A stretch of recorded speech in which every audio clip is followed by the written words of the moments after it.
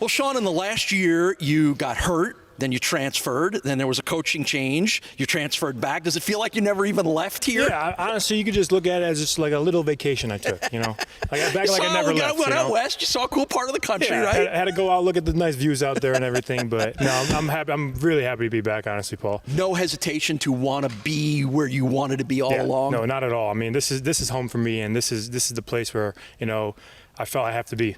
Well, how much did Coach Lembo factor into wanting to be here and what you've learned about him then and now? Yeah, I mean, I stayed in contact with some of the guys when I was back in Utah, and them just having a great, words spoken about Coach Lembo and just talking how great he is as just a coach and individual.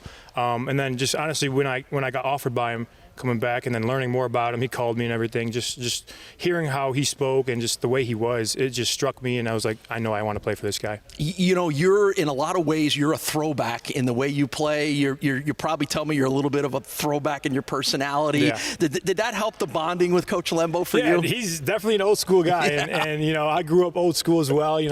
Classic music, all that kind of good stuff.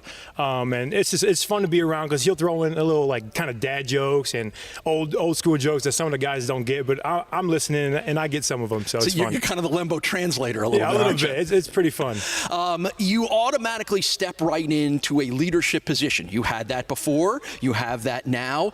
Was that any more of a challenge because there's so many new guys in this team? Well, yeah. When you're coming into a team that you're not really as familiar with, coming back, you have to earn the respect from guys, and you can't just come back into a role and start demanding things.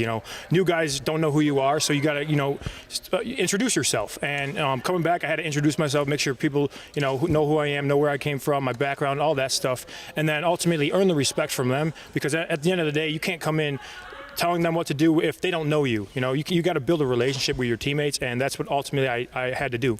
Talking with Shaun Dolac as we get you ready for the Bulls and the Lafayette Leopards. A lot of the depth is on defense, a lot of the veteran guys. Yeah. There's more starters coming back on defense. How excited are you about this unit? Is this a unit that might be able to carry this team a little while as the offense figures itself out? Yeah, I think this defense is something to watch. You got guys like Marcus Fuqua coming back. You got Red Murdoch. You got Deion Crawford, who's going to be a great player for us. You got the whole defensive line front, George Wallow, you got Malin White. All these guys who are going to be playmakers for us, you're going to see on Thursday night especially. But throughout the whole season, you're going to see guys making plays all over.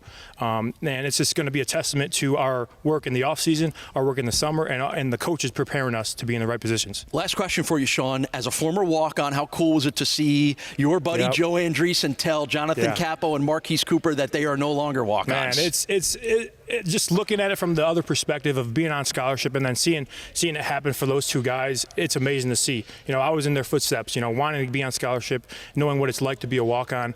And, especially with Jonathan Capo, me and him have a special relationship because we talk every day and just, whether it's about faith or whether it's about just keeping the same track and making sure everything's head level, and at the end of the day just keep working. And that's what both these guys kept doing. Every day they came to work, and every day you saw production from them. And there's nobody more deserving than them two. Well, we're glad to have you back where you belong. Looking forward to a big season from you, Shaun. Good luck this year. Thank you, Paul.